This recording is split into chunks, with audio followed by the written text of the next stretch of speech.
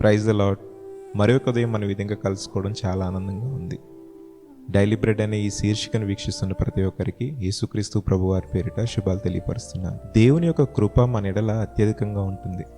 అందుకే కీర్తనల గ్రంథం 36వ అధ్యాయం 7వ వచనంలో భక్తుడు అంటాడు, దేవా నీ కృప అమూల్యమైనది. అవునండి, ఆయన యొక్క కృప అమూల్యమైనది. మనం ఏ పాటి వారని చెప్పండి? ఇంతలో కనబడి అంతలో మాయమైపోయే నీటి ఆవిరిని పోలిన వారమై ఉన్నాం మనం.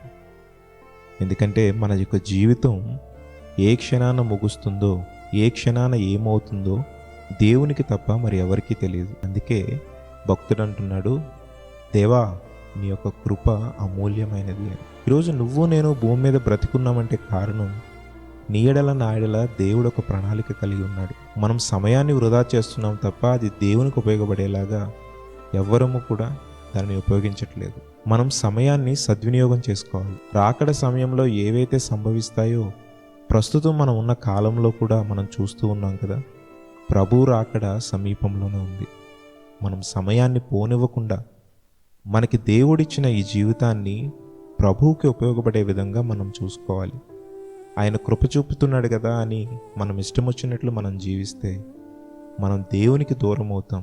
ఒక్కసారి దేవునికి దూరం అయిన తర్వాత, ఆయన స్పందించడం మానేసిన తర్వాత, నువ్వు ఎన్నిసార్లు మొరపెట్టినా, నువ్వు ఎన్నిసార్లు ప్రార్థనలో దేవుని వెతికినా ఆయన కనబడడు. ఆయన ఒక్కసారే గద్దిస్తాడు. ఆ గద్దింపుకు మనం లోపడాలి. ఎన్నిసార్లు గద్దించినా లోబడిన వాడు తాత్తుగా నాశనం అవుతాడు అని. దేవుడు మన ఎడల కృప చూపుతున్నాడని మనం ఇష్టం వచ్చినట్టు మనం జీవిస్తే ఏదో ఒక రోజు దానికి సంబంధించిన ప్రతిఫలాన్ని, ఆ యొక్క బాధను, ఆ కష్టమును మనం అనుభవించక తప్పదు. ఉన్న సమయమును మనం సద్వినియోగం చేసుకుని దేవుని కొరకు జీవించగలిగితే ఆయన యొక్క కృపాక్షేమములు మన వెంట వస్తాయి. ఆయన యొక్క కృప చాలా అమూల్యమైనది. ఆ కృపను అనుభవిస్తూనే దేవునికి విరోధంగా జీవిస్తున్నావా? నీవు చేసే ప్రతి అతిక్రమమును, దేవునికి విరోధమైన పనిని విడిచిపెట్టు. దేవుడు నీ ఎడల, నీ జీవితంలో గొప్ప ఆశీర్వాదాన్ని ఇస్తాడు. అట్టి కృప మనకి దేవుడు అనుగ్రహించునుగాక. ఆమేన్.